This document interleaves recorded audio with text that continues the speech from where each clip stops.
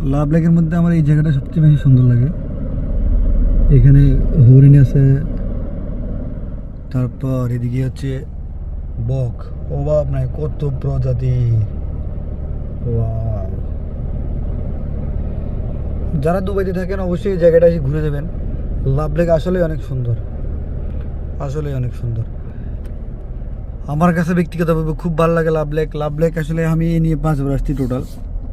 আজকেও আমার এটার পাশেই একটা কাজ ছিল, তো ভাবলাম যেহেতু কাছে আসছি একটু ঘুরে যাই।